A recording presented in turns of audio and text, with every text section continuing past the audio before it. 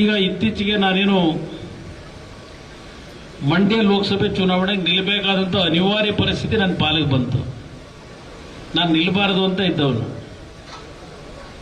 ಚನ್ನಪಟ್ಟಣದಲ್ಲಿ ಕಳೆದ 2 ಚುನಾವಣೆ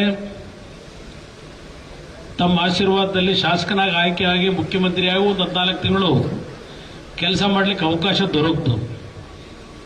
ಇದ್ದಂಥ 14 ತಿಂಗಳ ಅವಕಾಶದಲ್ಲಿ ನೀವು ಕೊಟ್ಟಂತಹ ಶಕ್ತಿ ಏನಿದೆ ನನಗೆ ಆಶೀರ್ವಾದ ಮಾಡಿದರೆ ಸುಮಾರು 25,000 ಕೋಟಿ ರೈತರ ಸಾಲ ಮನ್ನಾ ಮಾಡತಕ್ಕಂಥ ನಿರ್ಧಾರ ಮಾಡಿ ಹಣವನ್ನು ಬಿಡುಗಡೆ ಮಾಡಿಕೊಟ್ಟೆ.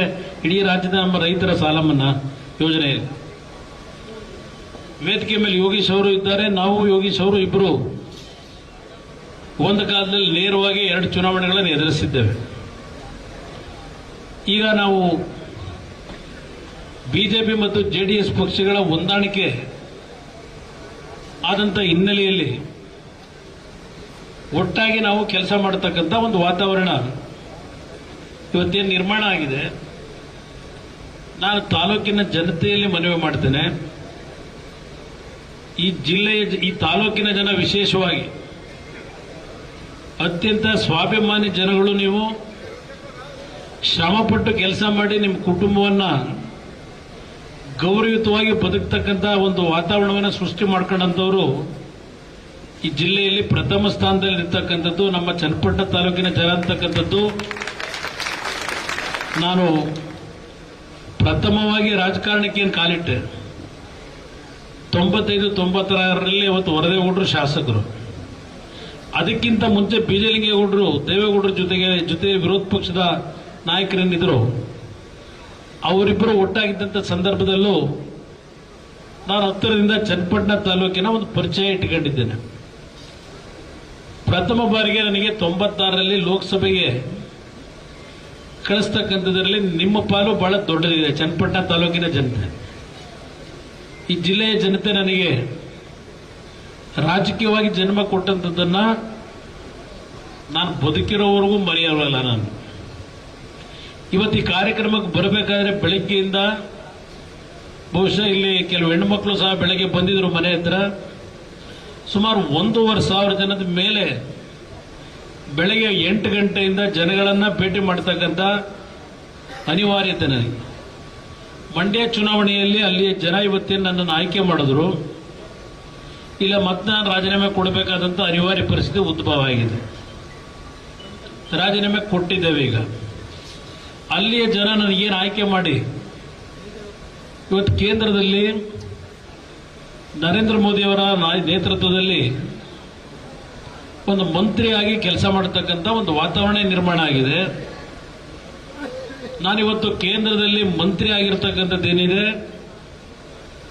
ಇವತ್ತು ಕರ್ನಾಟಕ ರಾಜ್ಯದ ಜನತೆಯ ಒಂದು ಭಾವನೆ, ಬರೀ ನನ್ನ ಪಕ್ಷದ ಕಾರ್ಯಕರ್ತರು ಅಂತ ಹೇಳಲ್ಲ, ನನ್ನ ಬೆಳೆಸಿರ್ತಕ್ಕಂಥ ನನ್ನ ಜನ ಅಂತ ಹೇಳಲ್ಲ, ಇಡೀ ರಾಜ್ಯದ ಎಲ್ಲ ಭಾಗದಲ್ಲೂ ನಾನು ಕೇಂದ್ರದಲ್ಲಿ ಮಂತ್ರಿ ಆಗಿರೋದನ್ನೇ ಏನೋ ಕುಮಾರಣ್ಣ ಒಂದು ದೊಡ್ಡ ಮಟ್ಟದಲ್ಲಿ ಬೆಳೆದು ಬಿಟ್ಟ. ಈಗ ನಮ್ಮಿಂದ ಅವನಿಂದ ಏನು ಬೇಕಾದರೂ ಇವತ್ತು ನಮ್ಮ ಕೆಲಸ ಆಗುತ್ತೆ ಅಂತಕ್ಕಂಥ ಒಂದು ಆಸೆ ಇಡೀ ರಾಜ್ಯದಲ್ಲಿ ಪ್ರಾರಂಭ ಆಗಿದೆ. ಆ ಜನಗಳ ಒಂದು ನಿರೀಕ್ಷೆ ಇಟ್ಟುಕೊಂಡು ನನ್ನ ಹತ್ರ ಕಳೆದ ಒಂದು ವಾರದಿಂದ ಬರತಕ್ಕಂಥ ನೋಡಿದಾಗ ನನಗೆ ಭಯ ಆಗ್ತದೆ. ನಿಜಕ್ಕೂ ಈ ಜನರ ಒಂದು ನಿರೀಕ್ಷೆಗಳನ್ನ ನಾನು ಮುಟ್ಲಿಕ್ಕೆ ಸಾಧ್ಯವ?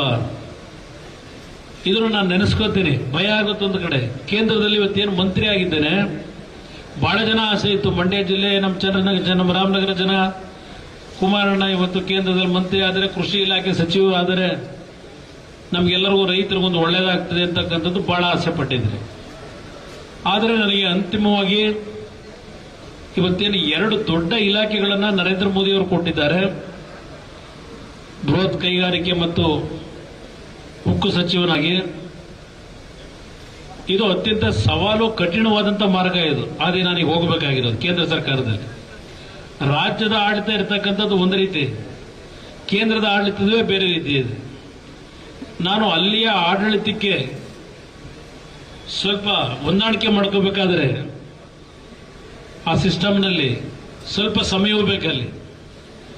ನಾನು ಅಲ್ಲಿ ಆ ಹೊಂದಾಣಿಕೆಯನ್ನ ಮಾಡಿ ಒಂದು ರಾಷ್ಟ್ರಕ್ಕೆ ಒಂದು ಒಳ್ಳೆಯ ವಾತಾವರಣವನ್ನ ಇಡೀ ಯುವಕರಿಗೆ ಒಂದು ಉದ್ಯೋಗವನ್ನು ಸೃಷ್ಟಿ ಮಾಡತಕ್ಕಂಥ ಯೋಜನೆಗಳಿಗಿರಬಹುದು, ದೇಶದ ಆರ್ಥಿಕ ಶಕ್ತಿಯನ್ನು ವೃದ್ಧಿ ಮಾಡತಕ್ಕಂಥದ್ದಕ್ಕೆ ನಾನು ಕೆಲವು ಮಾಹಿತಿಗಳನ್ನು ಅಲ್ಲೇನು ಕೂತು ಕಚೇರಿಗಳಲ್ಲಿ ಕೆಲಸ ಮಾಡಬೇಕಾಗಿದೆ. ನಾನು ಅಲ್ಲಿ ಹೆಚ್ಚಿನ ಗಮನ ಕೊಟ್ಟರೆ ಇಲ್ಲಿ ನನ್ನ ಬೆಳೆಸಿರ್ತಕ್ಕಂಥ ಜನ ಎಲ್ಲಪ್ಪ ಕುಮಾರಣ್ಣ ಓಟ್ ಹಾಕ್ಸ್ಕೊಂಡು ಹೋದ ಪತ್ತೆ ಇಲ್ಲ, ನಮ್ಮ ಕೈಗೆ ಸಿಗ್ತಿಲ್ಲ ಅಂತ ಹೇಳ್ಬಿಟ್ಟು ನಾನು ಎಲ್ಲಿ ಹೋಗ್ಬೇಕು? ನಾನು ಇದು ನನ್ನನ್ನು ಕಾಡ್ತಾ ಇರತಕ್ಕಂಥದ್ದು. ಆದ್ರೆ ಒಂದು ಮಾತು ಹೇಳ್ತೇನೆ, ಇಲ್ಲಿ ನನ್ನ ಬೆಳೆಸಿರ್ತಕ್ಕಂಥ ಈ ಜಿಲ್ಲೆ ಜನರ ಮುಂದೆಯಿಂದ ರಾಜ್ಯದ ಜನತೆಗೆ ಹೇಳ್ತೇನೆ, ನಾನು ಎಲ್ಲೇ ಇದ್ರೂ ನನ್ನ ಹೃದಯ ನನ್ನ ಮನಸ್ಸು, ಯಾಕೆಂದ್ರೆ ಪಾಪ ಮೊನ್ನೆ ಯಾರೋ ಬಂದು ಹೇಳಿದ್ದಾರೆ ನಮ್ಮ ಪಕ್ಕದವರು, ಕನಕಪುರದವರು, ಎಂಥದ್ದು ಚನ್ನಪಟ್ಟಣವೇ ನನ್ನ ಜೀವ ಅಂತ ಹೇಳಿ.